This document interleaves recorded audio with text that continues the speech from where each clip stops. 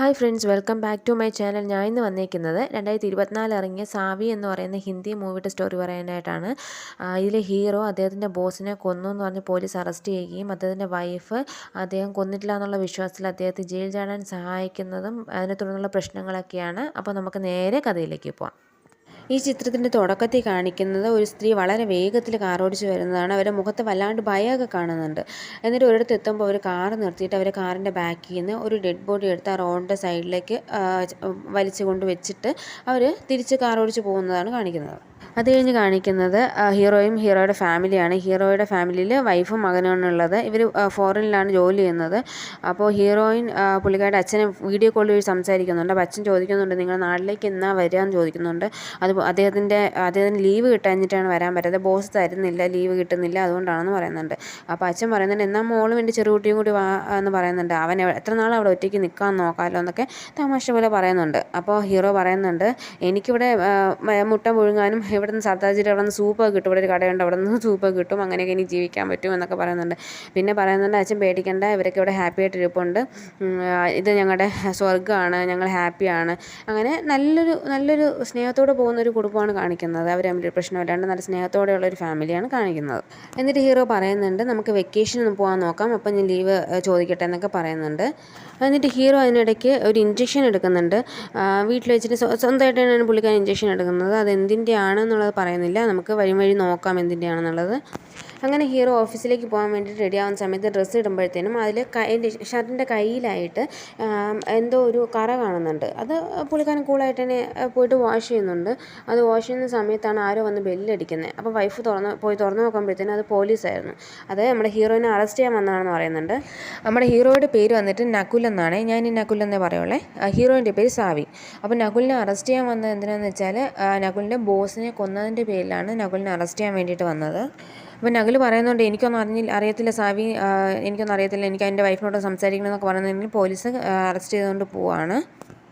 അത് കഴിഞ്ഞിട്ട് കാണിക്കുന്നത് സാവിയും മകനും കൂടിയിട്ട് ജയിലിലേക്ക് കാണാൻ പോകുന്നതാണ് നകുലിനെ. അപ്പോൾ അവിടുത്തെ പ്രൊസീജിയേഴ്സൊക്കെ എന്ന് വെച്ചാൽ ഭയങ്കരമാണ്. നമ്മൾ എയർപോർട്ടിലൊക്കെ നമ്മൾ ചെക്ക് ചെയ്യത്തില്ല, അതുപോലെയൊക്കെയാണ്. ഇത് UK-യിലാണ് കേട്ടോ അവർ താമസിക്കുന്നത്. അപ്പോൾ അവിടുത്തെ ചെക്കിങ് കഴിഞ്ഞിട്ട് സാവിയും മകനും കൂടി വെയിറ്റ് ചെയ്യുമ്പോൾ നകുൽ വരുന്നുണ്ട്. നകുലിനെ കണ്ട ഉടനെ മകൻ ഓടിപ്പോയി കെട്ടിപ്പിടിക്കുന്നുണ്ട്. എന്നിട്ട് മകൻ ചോദിക്കുന്നുണ്ട്, അച്ഛൻ ഇന്ന് ഞങ്ങളുടെ കൂടെ വരുമോ എന്നൊക്കെ ചോദിക്കുന്നുണ്ട്. അപ്പോൾ നകുൽ പറയുന്നുണ്ട്, ഞാൻ കുറച്ച് ദിവസം കൂടി കഴിഞ്ഞിട്ട് വരും. എന്നിട്ടൊരു പേപ്പർ ടോയ് ഉണ്ടാക്കിയിട്ട് മകന് കൊടുക്കുന്നുണ്ട്. അത് ഉടനെ വന്ന് പോലീസ് ചെക്ക് ചെയ്ത് നോക്കുന്നുണ്ട്. അതിലൊന്നും കാണുന്നില്ല എന്ന് പറയുമ്പോൾ മോനെ കൊടുക്കുന്നുണ്ട് കളിക്കാനായിട്ട്. അങ്ങനെ മോൻ്റെ കൂടെ കുറച്ച് നേരം സംസാരിച്ചിട്ട് പിന്നെ സാവിയോട് സംസാരിക്കുന്നുണ്ട്. അപ്പോൾ സാവി പറയുന്നുണ്ട്, ഞങ്ങൾ അപ്പീലിന് വേണ്ടിയിട്ട് നന്നായി ട്രൈ ചെയ്യുന്നുണ്ടെന്നൊക്കെ. ആ സമയം നകുൽ പറയുന്നുണ്ട്, അന്ന് രാത്രി ഞാൻ ഒറ്റയ്ക്കല്ലായിരുന്നു. കാരണം എനിക്ക് നല്ല ഓർമ്മയുണ്ട്, ഞാൻ രാത്രി ലേറ്റായിട്ടാണ് ഇറങ്ങിയത് ഡിന്നർ കഴിക്കാനായിട്ട്. അതുകൊണ്ട് ഞാൻ സ്പീഡിൽ പോകുന്ന സമയത്ത് എൻ്റെ ഓപ്പോസിറ്റ് ഒരാൾ വന്നിട്ട് എന്നെ മുട്ടിയിട്ടുണ്ടായിരുന്നു. അപ്പോൾ അയാളുടെ ഫേസ് ഞാൻ കണ്ടിട്ടില്ല. എന്നിട്ട് ഞാനങ്ങ് നടന്ന് പോവുകയും ചെയ്തു. അപ്പോൾ ആ സീൻ നമ്മളെ കാണിക്കുന്നുണ്ട് കേട്ടോ. നകുൽ ഇതുപോലെ മുട്ടിയിട്ട് പോകുന്നുണ്ട്. എന്നിട്ട് നകുൽ കാറിൽ കയറിയിട്ട് കാറ് ബാക്കിലോട്ട് എടുക്കുന്ന സമയത്താണ് കാണിക്കുന്നത് ബോസ് കാറിൻ്റെ സൈഡിൽ, ആ റോഡ് സൈഡിലായിട്ട് മരിച്ച് കിടപ്പുണ്ടായിരുന്നു. പക്ഷേ അത് നകുൽ കാണുന്നില്ല. പക്ഷെ നമ്മൾ ആ സീൻ കാണിക്കുന്നുണ്ട്. നല്ല മഴയുണ്ടായിരുന്നു, അവിടെ മരിച്ച് കിടക്കുവാണ് ബോസ്. പിന്നെ നകുൽ പറയുന്നുണ്ട്, അങ്ങനെ അയാളെ മുട്ടിയ സമയത്ത് അയാളുടെ കോട്ടും എൻ്റെ ലാപ്ടോപ്പായിട്ടൊന്ന് കുടുങ്ങിയിട്ടുണ്ടായിരുന്നു. അങ്ങനെ അയാളുടെ ബട്ടൺ പൊട്ടി താഴെ വീഴുന്നത് എനിക്ക് ഓർമ്മയുണ്ട്. ആ ബട്ടൺ എങ്ങാനും കിട്ടുവാണെങ്കിൽ ഞാനവിടെ ഒറ്റയ്ക്കല്ലായിരുന്നു എന്നുള്ളത് എനിക്ക് തെളിയിക്കാനായിട്ട് സാധിക്കും എന്നൊക്കെ നകുൽ പറയുന്നുണ്ട്. പിന്നെ അവർ ഫാമിലി അങ്ങനെ കൊണ്ടുപോകും എന്നുള്ളതിനെ കുറിച്ചിട്ടൊക്കെ സാവിയും നകുലുമായിട്ടൊക്കെ ഡിസ്കസ് ചെയ്യുന്നുണ്ട്. സാവി വേറെ ജോലിക്ക് നോക്കുന്നുണ്ട്. അങ്ങനെയൊക്കെ അവരുടെ ഫിനാൻഷ്യൽ കാര്യങ്ങളൊക്കെ സംസാരിക്കുന്നുണ്ട്. അങ്ങനെ ആ സീൻ കഴിയുവാണ്. അത് കഴിഞ്ഞിട്ട് സാവി വക്കീലിനെ കാണാനായിട്ട് പോകുന്നുണ്ട്. അഡ്വക്കേറ്റിൻ്റെ പേര് അനു എന്നാണ്. ഇവർക്ക് നേരത്തെ അറിയാവുന്ന ഒരാളും കൂടിയിട്ടാണ് അനു. അപ്പോൾ അനു പറയുന്നുണ്ട്, ഞങ്ങൾ CCTV ചെക്ക് ചെയ്തു, ഡ്രഗ് ഡീലേഴ്സുമായിട്ട് ചോദിച്ചു നോക്കി. അപ്പോൾ അവരെല്ലാവരും പറയുന്നതൊക്കെ രാത്രി നകുൽ അല്ലാണ്ട് വേറെ ഒരു വ്യക്തി അവിടെ വന്നിട്ടില്ല എന്നാണ്. അപ്പം സാവി പറയുന്നുണ്ട്, അപ്പോൾ ബട്ടൺസ് പൊട്ടിക്കിടന്നതോ? അവിടെ ഫോറൻസിക് വന്ന് ചെക്ക് ചെയ്തിട്ടുണ്ട്, ഡോഗിനെ കൊണ്ടുവന്ന് ചെക്ക് ചെയ്തിട്ടുണ്ട്, അങ്ങനെ ഒരു ബട്ടൺസ് കിട്ടിയിട്ടില്ല എന്ന് പറയുന്നുണ്ട്. അപ്പോൾ പിന്നെയും സാവി ചോദിക്കുന്നുണ്ട്, അത് റോബറി ആണെന്നുള്ളതാണ് പറയുന്നത്, കാരണം ബോസിൻ്റെ ബാഗ് മിസ്സായിട്ടുണ്ട്. അപ്പോഴും അഡ്വക്കേറ്റ് പറയുന്നത് അതിനുള്ള തെളിവ് നമ്മുടെ കയ്യിലില്ല. ഇപ്പോൾ കോടതി പറയുക, ഇപ്പം നകുൽ ആ ബാഗ് കൊണ്ടുപോയി ഡിസ്പോസ് ചെയ്യുന്നതായിരിക്കും തെളിവ് ഇത് പറയാൻ പോകുന്നത്. അപ്പോൾ സാവി പറയുന്നുണ്ട്, നിനക്കറിയില്ലേ, 5 വർഷമായിട്ട് നിനക്ക് അറിയാവുന്നല്ലേ നകുലിനെ? എനിക്കറിയാം, പക്ഷേ കോടതിക്ക് തെളിവുകളാണല്ലോ ആവശ്യം. കോടതിക്ക് അവിടെ ബാഗ് മിസ്സായാലും നകുലിനെ പറയാമല്ലോ എന്നുള്ളത് പറയുന്നുണ്ട്.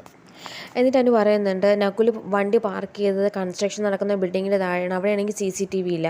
അതുപോലെ എന്നിട്ട് നകുൽ പോയപ്പോൾ നകുൽ കാർ ബാക്കിലോട്ട് എടുത്ത് പോയി, അങ്ങോട്ട് തിരിച്ച് പോയില്ലേ. പോയ സമയത്ത് ഓപ്പോസിറ്റായിട്ട് നകുലിൻ്റെ കൊളീഗ് വരുന്നുണ്ടായിരുന്നു. അപ്പോൾ അവർ നോക്കിയപ്പോൾ ഈ ഡെഡ് ബോഡി അവിടെ കിടക്കുന്നത് കണ്ടു. At the same time Nakul പോകുന്നതും കണ്ടു കാറിൽ. അപ്പോൾ ഓട്ടോമാറ്റിക്കായിട്ട് നകുലിന് അവർക്ക് സംശയം വരുമല്ലോ. അവർ അത് കാണുന്നുണ്ടായി, അവർ ആ ഡെഡ് ബോഡി കണ്ടു. പക്ഷേ നകുൽ ആ ഡെഡ് ബോഡി അവിടെ കിടക്കുന്ന പോലും കണ്ടിട്ടുമില്ല. അത് പോരാഞ്ഞിട്ട് ബോസിനെ കൊല്ലാൻ നോക്കിയ, ബോസിൻ്റെ പേര് സ്റ്റെഫ്നി എന്നാണ്, സ്റ്റെഫ്നീനെ കൊല്ലാൻ നോക്കിയ വെപ്പണിലുള്ള ഫിംഗർ പ്രിൻറ്റ് നകുലിൻ്റെയാണ്. അത് മാത്രമല്ല സ്റ്റെഫ്നിയിൽ നിന്ന് നല്ലതായിട്ട് വഴക്കും കിട്ടിയിട്ടുണ്ട് നകുലിന്. എല്ലാവരുടെയും മുന്നിൽ വെച്ച് ജോലിയുടെ ഇടയിൽ നകുലിൻ്റെ ഒരു തെറ്റ് കാരണം നകുലിന് വഴക്ക് പറയുന്നതിന് ഇൻസൾട്ടും ആയിട്ടുണ്ട്. എല്ലാവരും മുന്നിൽ വെച്ച് നകുലിന് വഴക്ക് കിട്ടിയിട്ടുണ്ട് സ്റ്റെഫ്നിയിൽ നിന്ന്. അതിൻ്റെ ദേഷ്യം കാണും. അപ്പോൾ എല്ലാം കൂടി നോക്കുമ്പോൾ നകുലിനെതിരെയാണ് എല്ലാ തെളിവുകളും വരുന്നതെന്ന് അനു പറയുന്നുണ്ട്. അപ്പം സാവി ചോദിക്കുന്നുണ്ട്, അപ്പം നീ പറഞ്ഞു വരുന്നത് എന്താണ്, നീ അവരുടെ സൈഡാണോ ഞങ്ങളുടെ സൈഡാണോ? ഞാൻ പറയും ഞാൻ നഷ്ടപ്പെട്ടവരുടെ സൈഡാണ് എന്നൊക്കെ പറഞ്ഞിട്ട് അനുവിനും വേറെ വഴിയില്ല, തെളിയിക്കാനായിട്ട് ഒന്നും തന്നെ ഇല്ല. എല്ലാം നകുലിന് എതിരായിട്ടാണ് വരുന്നത്. അത് കഴിഞ്ഞ് കാണിക്കുന്നത് ഇവരുടെ അച്ഛൻ വീഡിയോ കോൾ വിളിച്ചിട്ട് ഭയങ്കരമായിട്ട് കരയുന്നതാണ്. സാവി എന്താണെന്ന് ചോദിക്കുമ്പോൾ പറയുന്നുണ്ട്, എനിക്ക് നിങ്ങളെ കാണാനായിട്ട് വരാൻ പറ്റില്ല, എൻ്റെ വിസ റിജക്റ്റായി എന്നും പറഞ്ഞിട്ട് പുള്ളിക്കാരൻ ഭയങ്കര വിഷമത്തിൽ കരയുന്നുണ്ട്. പിന്നീട് നമ്മുടെ നകുലിന് അപ്പീൽ കൊടുക്കുന്നുണ്ടെങ്കിലും റിജക്റ്റ് ചെയ്യുകയാണ് ചെയ്യുന്നത്. അങ്ങനെ പുള്ളിക്കാരൻ ജയിലിലാവുകയാണ്. ഈ ജയിലിനകത്തും കുറച്ച് വില്ലന്മാരൊക്കെ കാണുമല്ലോ, നമ്മുടെ നായകനെ അടിക്കാനായിട്ടൊക്കെ കാണുമല്ലോ. അതിൽ ഒരു വില്ലൻ വന്നിട്ട് നമ്മുടെ നകുലിൻ്റെ കയ്യിൽ കുറച്ച് ഡ്രഗ്സ് കൊടുത്തിട്ട് നീ ഇത് 2 ദിവസത്തേക്ക് ഹോൾഡ് ചെയ്യണം, ഇവിടെ ചെക്കിങ് കാര്യങ്ങളൊക്കെ ചിലപ്പോൾ ഉണ്ടാവും, അപ്പോൾ 2 ദിവസത്തേക്ക് കയ്യിൽ വെച്ചേക്കാൻ പറയും. അപ്പോൾ നകുൽ സമ്മതിക്കില്ല, കാരണം എങ്ങനെയെങ്കിലും പുറത്തിറങ്ങാൻ വേണ്ടിയിട്ടല്ലേ നകുൽ ഇരിക്കുന്നത്. അപ്പോൾ നകുൽ സമ്മതിക്കത്തില്ല, എൻ്റെ ഫാമിലി എനിക്ക് വേണ്ടിയിട്ട് കാത്തിരിക്കുകയാണെന്നൊക്കെ പറയുമ്പോൾ അയാളെ ഗ്രൂപ്പും കൂടിയിട്ട് നകുലിനെ നന്നായിട്ട് ഇടി കൊടുക്കുന്നുണ്ട്. ആ സമയം നകുൽ ഒരു ലെറ്റർ എഴുതിക്കൊണ്ടിരിക്കുമായിരുന്നു മോന് കൊടുക്കാൻ വേണ്ടിയിട്ട്. അപ്പോൾ ഇത്ര ഇടികൊള്ളുന്ന സമയത്ത് നകുൽ അത് നന്നായിട്ട് കയ്യിൽ മുറുകെ പിടിച്ചിട്ടുണ്ടായിരുന്നു ആ ലെറ്റർ. എന്നിട്ട് അവസാനം നകുൽ നല്ല അടി കൊണ്ട് വീഴുന്നുണ്ട്. അങ്ങനെ ഹോസ്പിറ്റലിലേക്ക് ആക്കുന്നുണ്ട്. അത് അറിഞ്ഞിട്ട് സാവി കാണാനായിട്ട് പോകുന്നുണ്ട്. ആ സമയം സാവിയുടെ കയ്യിൽ ആ ലെറ്റർ കൊടുക്കുന്നുണ്ട്. ഇവർ തമ്മിൽ വേറെ സംസാരമൊന്നും നടക്കുന്നില്ല. സാവി സങ്കടപ്പെടുന്നുണ്ട്. ആ സമയത്ത് നകുൽ ആ ലെറ്റർ കയ്യിൽ മുറുകെ പിടിച്ചിരുന്ന ലെറ്റർ സാവിയുടെ കയ്യിലേക്ക് കൊടുക്കുകയാണ്. അത് മോന് വേണ്ടിയിട്ട് എഴുതിയിരുന്നായിരുന്നു. അതിലെഴുതിയിരിക്കുന്നത് അച്ഛന് ഉടനെയൊന്നും മോനെ കാണാൻ വരാൻ സാധിക്കില്ല, കുറച്ച് നാൾ കഴിയും, മോൻ വളർന്ന് വലുതായി സ്വന്തം കാര്യം നോക്കാറാകുമ്പോൾ അമ്മേനെയും കൂടി നോക്കണം, ഞാൻ വരുമ്പോഴത്തേനും മോൻ ഒരുപാടങ്ങ് വളരരുത്, മോൻ്റെ വളർച്ച അച്ഛന് കാണണം, ഐ ലവ് യു ഒക്കെ പറഞ്ഞിട്ടുണ്ട്, എന്നെ മറക്കരുതെന്ന് പറയുന്നുണ്ട്. അങ്ങനെ ഒരു സങ്കടപ്പെടുത്തുന്ന ഒരു ലെറ്റർ. അത് വായിക്കുമ്പോൾ നമുക്ക് സങ്കടം വരും കേൾക്കുമ്പോഴത്തേനും. അങ്ങനെ ഒരു ലെറ്റർ എഴുതിയിട്ടുണ്ട്. അത് വായിച്ച് സാവി ഒരുപാട് കരയുന്നുണ്ട്. അത് കഴിഞ്ഞ് കാണിക്കുന്നത് സാവി വീടിൻ്റെ പുറത്തിരുന്ന് കരഞ്ഞുകൊണ്ടിരിക്കുമ്പോൾ സാവിയുടെ നെയ്ബർ ലേഡി വന്നിട്ട് സംസാരിക്കുന്നതാണ്. അവർ പറയുന്നുണ്ട്, സാവി നിനക്കറിയാവോ, ഞാൻ അട്ടാരി എന്ന് പറയുന്ന സ്ഥലത്ത് നിന്നാണ് വന്നത്. അത് അമൃത്സറിലെ ബോർഡറിലുള്ള ഒരു ചെറിയ വില്ലേജാണ്. എല്ലാ മിഡിൽ ക്ലാസ് ഫാമിലിയിലെ ആളുകളെയും പോലെ ഞാനും എൻ്റെ കുട്ടിക്കാലത്ത് ആഗ്രഹിച്ചിരുന്നു ഫോറിൻ കൺട്രിയിൽ പോകണം, സെറ്റിൽ ആവണമെന്നൊക്കെ. അങ്ങനെ ഞാൻ കല്യാണം കഴിഞ്ഞിട്ടാണ് ഇവിടെ എത്തുന്നത്. കല്യാണം കഴിഞ്ഞ് വന്നപ്പോഴാണ് അറിയുന്നത് നമ്മൾ വിചാരിച്ച പോലെയൊന്നും അല്ലാന്ന്. എൻ്റെ ഭർത്താവിന് ഇവിടെ വേറൊരു ഫാമിലിയുണ്ട്, വൈഫുണ്ട്, കുട്ടികളുണ്ട്. എന്നെ ഇവിടെ ഒരു വേലക്കാരിയെ പോലെയാണ് ഇട്ടിരുന്നത്. എനിക്കറിയാത്തൊരു കൺട്രി, ഞാൻ ഒറ്റയ്ക്കാണ്. അതുകൊണ്ട് എല്ലാം ഞാൻ സഹിച്ച് ഒറ്റയ്ക്ക് നിന്നു, ഞാൻ മിണ്ടാതെ നിന്നു. ഒരു ദിവസം ഞാൻ അയാളോട് തിരിച്ച് ചോദ്യം ചോദിക്കാൻ തുടങ്ങി. അന്ന് മുതൽ അടിയും തുടങ്ങി അയാൾ. എന്നെ ഡെയിലി അടിക്കുമായിരുന്നു. അയാളൊരു കോർണറിലിരുന്ന് മദ്യപിക്കും. ഞാൻ എണ്ണിക്കൊണ്ടിരിക്കും, ഒരു 5-6 പെഗ്ഗാകുമ്പോഴത്തേന് അയാൾ എന്നെ അടിക്കാൻ തുടങ്ങും. അങ്ങനെ ഡെയിലി എനിക്കൊരു പേടിയായിട്ട് തുടങ്ങി, എന്നും എന്നെ അടിക്കുമായിരുന്നു. അങ്ങനെ ഒരു ദിവസം ഞാൻ അടുക്കളയിൽ നിന്ന് വലിയൊരു കത്തിയെടുത്ത് അയാളെ കുത്തി കൊന്നു. പിന്നെ ഞാൻ 10 വർഷം ജയിലിലായിരുന്നു. അത് കഴിഞ്ഞ് വന്നപ്പോഴത്തേനും ഞാൻ ഇവിടെ തന്നെയാണ് തിരിച്ചെത്തിയത്. വേറെ ജോലി നോക്കി, ഇവിടെ സെറ്റിലായി, എൻ്റെ അമ്മേനെ നാട്ടിൽ നിന്ന് ഇവിടെ കൊണ്ടുവന്നു. ഇപ്പം ഞാൻ ഓക്കെയാണ്, ഇൻഡിപെൻഡൻ്റാണ്, ഹാപ്പിയാണ്. അതുകൊണ്ട് സാവി നീ ഹെൽപ്ലെസ് ആണെന്ന് തോന്നരുത്, നീ ചെയ്യണം, എന്നെക്കൊണ്ട് പറ്റുന്നതെല്ലാം ചെയ്യണം നീ എന്നൊക്കെ പറഞ്ഞ് അവർ പ്രോത്സാഹിപ്പിക്കുന്നുണ്ട്. അങ്ങനെ സാവിക്കും ആ ഒരു ധൈര്യം കിട്ടുവാണ്. അവരുടെ കഥ കേൾക്കുമ്പോഴത്തേനും സാവിക്ക് എന്തെങ്കിലും എൻ്റെ ഭർത്താവിന് വേണ്ടി ചെയ്യണം എന്നൊരു തോന്നലുണ്ടാകുന്നുണ്ട്. അങ്ങനെ നെക്സ്റ്റ് ഡേ സാവി നകുലിനെ ജയിലിൽ കാണാനായിട്ട് പോവാണ്. കാണാൻ പോകാമെന്ന് വെച്ചാൽ രക്ഷപ്പെടുത്തുക എന്നുള്ളതാണ് ഉദ്ദേശം സാവിയുടെ, എങ്ങനെയും ജയിൽ ചാടിക്കുക എന്നുള്ളതാണ്. അപ്പോൾ സാവി അങ്ങനെ പ്ലാനിട്ടാണ് പോകുന്നത്. അപ്പോൾ അവിടുത്തെ ഓരോ ചെക്കിങ് കഴിഞ്ഞ് നകുലിനെ കാണാനുള്ള ഗേറ്റ് തുറക്കണമല്ലോ. അപ്പോൾ അതിൻ്റെ അവിടെ ഒരു സെക്യൂരിറ്റി നിൽപ്പുണ്ട്. അയാളുടെ ID കാർഡ് സ്കാൻ ചെയ്തിട്ടാണ് ആ ഗേറ്റ് തുറക്കുന്നത്. അപ്പോൾ സാവി അവിടെ നിന്ന് പ്ലാൻ ആക്കുവാണ്, എങ്ങനെയെങ്കിലും സെക്യൂരിറ്റി അതൊന്ന് അടിച്ചു മാറ്റണം. അങ്ങനെ അവിടെ ഇരിക്കുന്ന ഒരു സാധനം തള്ളിയിട്ടിട്ട് സാവി അപ്പോൾ സെക്യൂരിറ്റി അതൊന്ന് എടുക്കുന്നു. അപ്പോൾ സാവി ഞാനിവിടെ ഹെൽപ്പ് ചെയ്യാമെന്ന് പറഞ്ഞിട്ട് അപ്പോൾ അതൊക്കെ അയാൾ ID കാർഡ് അടിച്ചു മാറ്റുന്നു. പെട്ടെന്ന് തന്നെ അയാൾ അറിയുന്നുണ്ട് ID കാർഡ് മിസ്സായെന്നുള്ളത്. അവളെ തന്നെ സംശയിക്കുന്നുണ്ട്. പെട്ടെന്ന് അലാറം ഓണാക്കുന്നു. അങ്ങനെ സാവിനെ പൊക്കുന്നതായിട്ട് സാവി അവിടെ നിന്ന് ഇങ്ങനെ ചിന്തിക്കുന്നതാണ്. ഇതൊന്നും നടന്നിട്ടില്ല, സാവി പ്ലാനാക്കിയത് മാത്രമേ ഉള്ളൂ. അപ്പോൾ തന്നെ സാവിക്ക് ടെൻഷനായിട്ട് സാവി നകുലിനെ കാണുന്നില്ല, തിരിച്ച് പുറത്തേക്ക് ഓടുവാണ്. അവിടെ നിന്ന് നേരെ സാവി വീട്ടിലേക്ക് പോയിട്ട് ഫസ്റ്റ് ചെയ്യുന്നത് എങ്ങനെയാണ് UK ജയിൽ ബ്രേക്ക് ചെയ്യുക എന്നുള്ളതാണ്. അവിടെ നിന്ന് എങ്ങനെ ചാടാം അല്ലെങ്കിൽ എങ്ങനെ അവിടെ നിന്ന് രക്ഷപ്പെടാം എന്നുള്ളതൊക്കെ ഗൂഗിൾ ചെയ്യുകയാണ് ചെയ്തത്. അങ്ങനെ ഒരുപാട് പേരുടെ കഥകൾ അവിടെ നിന്ന് ജയിൽ ചാടിയ ആളുകൾ എഴുതിയ ബുക്കുകളുണ്ടാവില്ല, അങ്ങനെ വായിക്കുന്നുണ്ട്, ഗൂഗിൾ ചെയ്ത് നോക്കുന്നുണ്ട്, പലരുടെയും ന്യൂസുകൾ അങ്ങനെ വായിച്ച് നോക്കുന്നുണ്ട്. അങ്ങനെ ഒരുപാട് റിസർച്ച് ചെയ്തിട്ട് ഓവർ ദ വാൾ എന്ന് പറയുന്ന ഒരു ബുക്ക് കിട്ടുവാണ്. ആ ബുക്ക് ലൈബ്രറിയിൽ പോയി എടുത്തിട്ട് വന്നിട്ട് ഫസ്റ്റ് ഗൂഗിൾ ചെയ്യുമ്പോൾ അങ്ങനെ ഒരു ബുക്ക് കാണുന്നു, നേരെ ഒരു ലൈബ്രറിയിൽ പോയി ആ ബുക്ക് കിട്ടുന്നുണ്ട്. ആ ബുക്ക് എടുത്ത് വായിക്കുവാണ്, ആ പുള്ളിയുടെ കഥ വായിക്കുവാണ്, അയാൾ എങ്ങനെയാണ് ജയിൽ ചാടിയെന്നുള്ളത് വായിക്കുവാണ്. ആ ബുക്കിൽ പറയണത് എന്താ വെച്ചാൽ ഇയാൾ അറസ്റ്റ് ചെയ്തത് ആൻറ്റിക് സാധനങ്ങളും പെയിൻറ്റിങ്സൊക്കെ വിൽക്കാൻ ശ്രമിച്ചതിൻ്റെ പേരിലാണ്. 3 വർഷത്തേക്കാണ് അയാളെ ജയിലിലാക്കിയത്. അപ്പോൾ അതിനകത്ത് കിടക്കുന്ന സമയത്ത് അയാൾ ഫസ്റ്റ് വിചാരിച്ചെന്ന് വെച്ചാൽ അയാളുടെ ലൈഫ് ഇതാണ്, ഇനിയിപ്പോൾ അങ്ങോട്ട് ഇതാണെന്നുള്ളതാണ് അയാൾ ഫസ്റ്റ് വിചാരിച്ചുകൊണ്ടിരുന്നത്. കുറേ കഴിഞ്ഞപ്പോഴത്തേനും അയാൾക്ക് തോന്നി ഇവിടെ ഇങ്ങനെ കിടന്നാൽ പറ്റില്ല, എങ്ങനെയെങ്കിലും ജയിൽ ചാടിയേ പറ്റുള്ളൂ എന്നുള്ളൊരു തോന്നലുണ്ടാകുന്നത്. അങ്ങനെ അയാൾ പ്ലാൻ ഉണ്ടാക്കുവാണ്. അവിടെ സ്ഥിരമായിട്ട് ജയിലിൽ വെജിറ്റബിൾസ് കൊണ്ടുപോകുന്നതിന് വണ്ടിയുണ്ട്. അപ്പോൾ ഇയാളാണ് പോയിട്ട് അവിടെ നിന്ന് ആ വെജിറ്റബിൾസ് കൊണ്ടുപോയി അകത്തേക്ക് കൊണ്ടുപോകുന്നതൊക്കെ ഇയാളാണ്. അപ്പോൾ അയാൾ സ്ഥിരമായിട്ട് ആ ഒരു ടൈമിങ്ങും എല്ലാം നോക്കി വയ്ക്കുന്നുണ്ട്, എപ്പോഴൊക്കെ വരും എപ്പോഴാണ് പോകുന്നത് എല്ലാം നോക്കി വെച്ചിട്ട് ഒരു ദിവസം അവിടുത്തെ പോലീസ് കാണാണ്ട് വണ്ടിക്കകത്ത് അയാൾ ഒളിച്ചിരുന്നിട്ട് അങ്ങനെയാണ് ഇയാൾ ജയിൽ ചാടിയതായിട്ടാണ് ബുക്കിൽ പറയുന്നത്. അപ്പോൾ ഇനിയുള്ള സാവിയുടെ പ്ലാൻ എന്ന് വെച്ചാൽ ഈ പുള്ളിക്കാരനെ കാണുക എന്നുള്ളതാണ്. എങ്ങനെയാണ് അയാൾ പ്ലാൻ ഉണ്ടാക്കിയത് എല്ലാം അറിയണമല്ലോ. ബുക്ക് വായിച്ചാൽ നമുക്ക് നേരിട്ട് സംസാരിക്കുമ്പോൾ കുറേ ഐഡിയാസ് കിട്ടുമല്ലോ. അപ്പോൾ സാവി അയാളെക്കുറിച്ച് അന്വേഷിക്കാനായിട്ട് ഈ ബുക്ക് അച്ചടിച്ച് അവിടെ വിളിക്കുന്നുണ്ട്. അവിടെ വിളിക്കുമ്പോഴത്തേനും സാവിയുടെ പേരൊക്കെ മാറ്റിയാണ് പറയുന്നത്, ന്യൂസ് പേപ്പറിൽ നിന്നാണ് വിളിക്കുന്നത്. ഞാൻ പുള്ളീനെ കുറിച്ചൊരു ആർട്ടിക്കിൾ എഴുതുന്നുണ്ട്, അപ്പോൾ അതിനെക്കുറിച്ചിട്ട് സംസാരിക്കാൻ വേണ്ടിയിട്ടാണെന്ന് പറയുമ്പോൾ അങ്ങനെ അയാളുടെ അഡ്രസ്സ് കൊടുക്കുന്നുണ്ട്. അയാളുടെ പേര് പോൾ എന്നാണ്. അപ്പോൾ അയാളുടെ അഡ്രസ്സ് കൊടുക്കുന്നുണ്ട്. അങ്ങനെ സാവി അങ്ങോട്ടേക്ക് പോവാണ്. അയാൾ ഒരുപാട് ഉള്ളിലായിട്ടാണ് താമസിക്കുന്നത്, കാടിൻ്റെ ഉള്ളിലായിട്ടാണ് താമസിക്കുന്നത്. കാരണം ജയിൽ ചാടിയ ആളാണല്ലോ, അപ്പോൾ ഒളിച്ച് താമസിക്കാനല്ലേ പറ്റുള്ളൂ. അപ്പോൾ അതുകൊണ്ട് തന്നെ അയാൾ ഒരുപാട് ഉള്ളിലായിട്ട് ആരും വരാത്ത രീതിയിലുള്ള എല്ലാ കാര്യങ്ങളും ചെയ്തിട്ടൊക്കെയാണ് അയാൾ താമസിക്കുന്നത്. അവിടേക്ക് എന്തായാലും സാവി അന്വേഷിച്ച് കണ്ടുപിടിച്ച് അവിടെ എത്തുന്നുണ്ട്.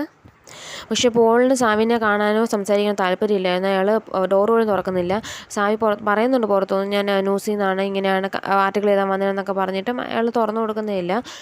എന്നിട്ട് അയാൾ പട്ടീനെ കഴിച്ചു വിടുന്നുണ്ട്. പിന്നെ പട്ടീനെ സാവി സോപ്പിട്ടൊക്കെ എടുത്ത് കൂട്ടാക്കുന്നുണ്ട്. എന്നിട്ടും സാവി അവിടെ തന്നെ വെയിറ്റ് ചെയ്യുവാണ്. അയാൾ ഇടയ്ക്കിടയ്ക്ക് ജനാലയിൽ കൂടി പുറത്തേക്ക് നോക്കുന്നുണ്ട് സാവി പോയോന്ന്. പക്ഷേ സാവി അവിടെ തന്നെ വെയിറ്റ് ചെയ്യുവാണ്. രാവിലെ തൊട്ട് രാത്രി വരെ അവിടെ തന്നെ വെയിറ്റ് ചെയ്തു. അയാൾ പല രീതിയിൽ ഒഴിവാക്കാനായിട്ട് നോക്കിയിട്ട് സാവി പോയില്ല. സാവി ആ തണുപ്പത്ത് തന്നെ പുറത്തിരിപ്പുണ്ടായിരുന്നു. അയാൾ ഇടയ്ക്കിടയ്ക്ക് പുറത്ത് നോക്കുന്നുണ്ടായിരുന്നു. എന്നിട്ട് സാവി പോയില്ല. എന്നിട്ട് അടുത്ത ദിവസം രാവിലെ ആയപ്പോൾ അയാൾ പിന്നെ സാവിനെ പോയി വിളിച്ചുകൊണ്ട് വരിക ചെയ്തത്. എന്നിട്ട് അയാളിൽ നിന്ന് എല്ലാ കാര്യങ്ങളും ചോദിച്ചറിയുന്നുണ്ട്. എങ്ങനെയാണ് ചാടിയത്, എങ്ങനെയായിരുന്നു പ്ലാൻ ഉണ്ടാക്കിയത്. അപ്പോൾ അയാളെല്ലാം പറഞ്ഞു കൊടുക്കുന്നുണ്ട്.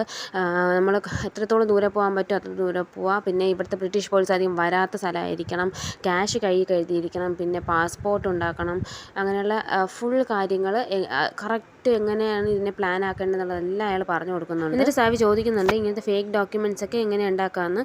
അപ്പോൾ അയാൾ പറഞ്ഞു കൊടുക്കുന്നുണ്ട് ഹോപ്പ് സ്ട്രീറ്റിൽ പോയാൽ അങ്ങനെയുള്ള കുറേ ആളുകളുണ്ടാവും, അവിടെ നിന്ന് ഇത് കിട്ടുമെന്ന് പറഞ്ഞു. അന്ന് പോളിൻ്റെ പ്ലാനെല്ലാം പറയുമ്പോഴും സാവി പറഞ്ഞിട്ടില്ല ഹസ്ബൻഡ് ജയിലിലാണ്, അതിന് വേണ്ടിയിട്ട് സാവിക്ക് വേണ്ടിയിട്ടാണെന്നും പറയുന്നില്ല. അപ്പോഴും പേപ്പറിൽ പുള്ളിക്കാരനെ കുറിച്ചിട്ട് എഴുതാൻ വേണ്ടിയിട്ടാണെന്നുള്ള രീതിയിലാണ് ഇതൊക്കെ ചോദിച്ചത്. അപ്പോൾ ഇപ്പോൾ പോൾ ചോദിക്കുന്നുണ്ട് ഇത് വെറുതെ നിനക്ക് ന്യൂസ് പേപ്പറിൽ എഴുതാനോ ഒന്നുമല്ല, നിൻ്റെ ആരോ ജയിലിൽ കിടപ്പുണ്ട്, ഹസ്ബൻഡാണോ ഭർത്താവാണോ ബ്രദറാണോ ചോദിക്കുമ്പോഴത്തേന് സാവി എല്ലാ കഥയും പറയുന്നുണ്ട്.